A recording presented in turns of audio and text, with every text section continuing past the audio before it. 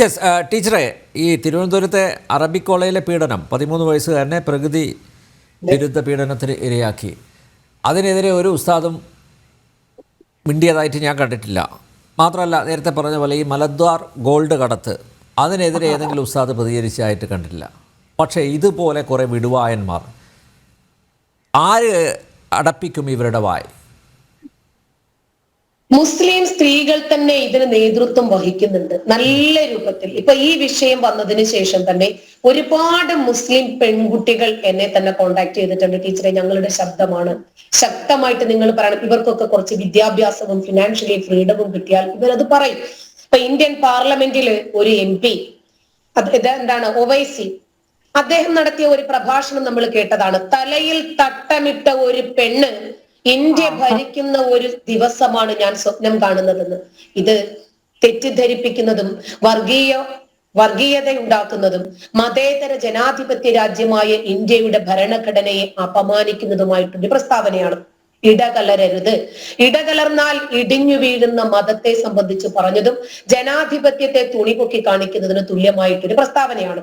അതായത് ഹിജാബ് ധരിച്ച ഒരു സ്ത്രീക്ക് ഇന്ത്യയുടെ പ്രധാനമന്ത്രിയാകാം, തടസ്സമില്ല. തലയിൽ തട്ടമിട്ട പ്രതിഭാ പാട്ടീൽ ഇവിടെ പ്രസിഡന്റ് ആയിരുന്നിട്ടുണ്ട്. ടർബൻ ചുറ്റിയ മൻമോഹൻ സിംഗ് ഭരിച്ചിട്ടുണ്ട് നമ്മളെ.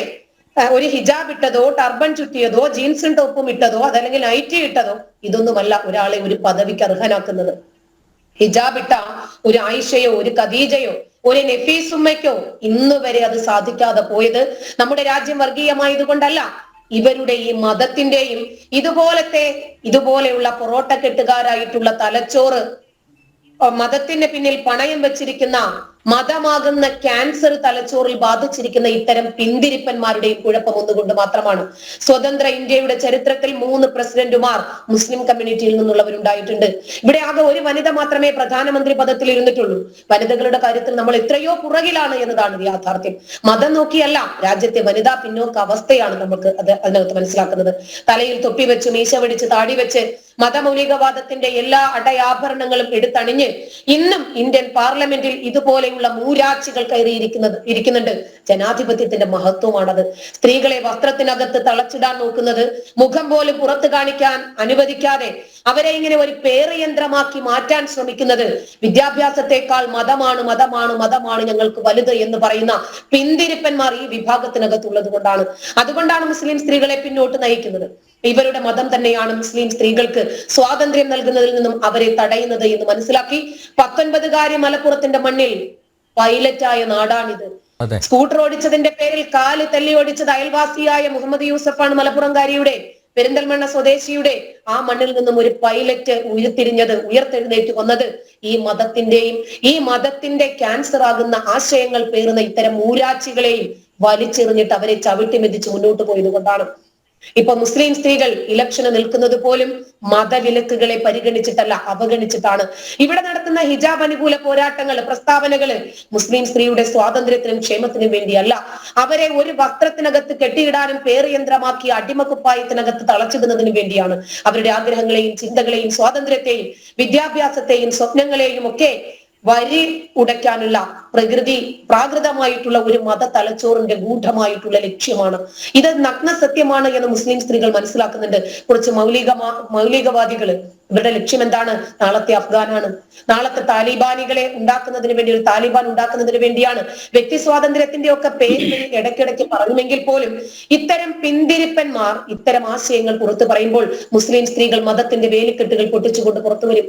ഇയാൾ നടത്തിയ പ്രസ്താവന ഇപ്പൊ നമ്മൾ മാത്രമല്ലേ ചർച്ചയ്ക്ക് എടുത്തുള്ളൂ. ഉറപ്പായിട്ടും നമ്മൾ ഈ വിഷയം ജനം TV ചർച്ച ചെയ്യുമെന്നറിയാം. എന്നെ പോലെയുള്ള ആളുകൾ, നുസ്രത് ജഹാനെ പോലെയുള്ള ആളുകൾ ഇതിനകത്ത് വന്ന് അഭിപ്രായം പറയുമെന്നും അറിയാം. അതുകൊണ്ടാണ് പറഞ്ഞു കേട്ടിട്ടില്ലേ, മാറ്റുവിൻ ചട്ടങ്ങളെ, അല്ലെങ്കിൽ ഇത് മാറ്റും നിങ്ങളെ താനെന്ന് പറയുന്നത് പോലെ. ഇപ്പൊ അടുത്ത 500 വർഷമായിട്ട് മുസ്ലിങ്ങൾ തന്നെയായിരിക്കും അഫ്ഗാൻ ഭരിക്കുന്നത്, ഇറാൻ ഭരിക്കുന്നത്, ഇറാഖ് ഭരിക്കുന്നത് എന്നിവര് പറയുമ്പോഴും മുസ്ലിം സ്ത്രീകൾക്ക് വീട്ടിൽ ജനല് പോലും ഇല്ലാത്ത അവസ്ഥയാണ് അഫ്ഗാനിൽ എന്ന് ഇവര് മറന്നു പോകുവാണ്. അടുത്ത ഇലക്ഷൻ ആരാണ് അധികാരത്തിൽ വരുന്നത് എന്ന് തീരുമാനിക്കേണ്ടത് ജനങ്ങളാണ്. പക്ഷെ ഉവൈസിയെ പോലെയുള്ള ആളുകളെ ആരാണ് തെരഞ്ഞെടുക്കുന്നത് എന്നത് ഇനിയും നമ്മൾ ചിന്തിക്കേണ്ടത് വസ്തുതയാണ്. ഇവര് മുസ്ലിങ്ങളെ സുഖിപ്പിക്കുവാണെന്ന് വിചാരിക്കും നമ്മൾ. ഉസ്താദ് പറഞ്ഞത് ഇസ്ലാം മത നിയമമാണെന്ന്. എത്ര ആളുകൾ ഇയാള് പറഞ്ഞതുപോലെ മുസ്ലിം സ്ത്രീകളെ തളച്ചിടാൻ ശ്രമിക്കും. ഞാൻ 13 മക്കളിൽ ഒരാളാണ്. എനിക്ക് 13 വയസ്സുള്ളപ്പോൾ മരിച്ചതാണ് എന്റെ വാപ്പച്ചി.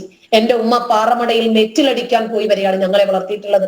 ഒരു ഉമ്മ എത്ര കഷ്ടപ്പെട്ടിട്ടാണ് മക്കളെ വളർത്തുന്നത് എന്നറിയാം. ഞങ്ങൾ അന്നും ഏറ്റവും കൂടുതൽ ആഗ്രഹിച്ചത് വയറു നിറയെ ഒരു നേരം ചോറ് തിന്നാനായിരുന്നു. കാരണം മരിച്ചിനിയും ചക്കയും ഒക്കെ ഉണ്ടാകും.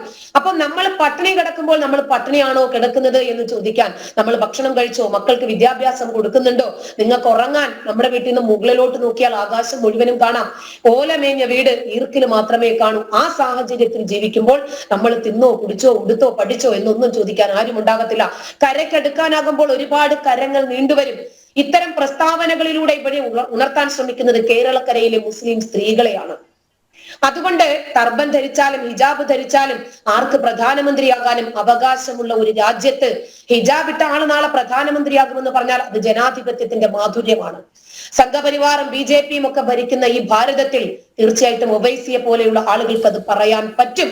നിഷ്പക്ഷമായ അഭിപ്രായങ്ങൾ, നിഷ്പക്ഷത കാപട്യമാണെന്ന് വിശ്വസിക്കുന്ന ആളാണ് ഞാൻ. നിഷ്പക്ഷമായ അഭിപ്രായങ്ങൾ പറയുന്ന ചില കപട മതേതരന്മാരുണ്ട്. എതിർഭാഗത്ത് ഇതുപോലെയുള്ള വേട്ടാവളിയന്മാരാണ് വരുന്നതെങ്കിൽ ഇവർ നിശബ്ദമായിട്ട് അവരെ പിന്തുണയ്ക്കുന്നത് നമുക്ക് കാണാം. കാരണം അവർക്ക് 4 വോട്ടിന് വേണ്ടിയിട്ട് അവരെ പ്രീണിപ്പിച്ചേ മതിയാകും. ഇവര് 500-600 വർഷം ഇന്ത്യ ഭരിച്ച ഒരു സമൂഹത്തിനെ, ഒരു സ്ത്രീയെ അവർക്കിടയിൽ നിന്ന് ഉയർത്തിക്കൊണ്ടുവരാൻ സാധിക്കാത്തത് ഇവിടത്തെ ഭൂരിപക്ഷ വർഗീയത കൊണ്ടല്ല, ഇവരുടെ മതത്തിന്റെ ഇതുപോലെയുള്ള പിന്തിരിപ്പൻ ചിന്താഗതിക്കാര് കാരണമാണ് എന്ന് വിശ്വസിക്കാനാണ് ഞാൻ താല്പര്യപ്പെടുന്നത്.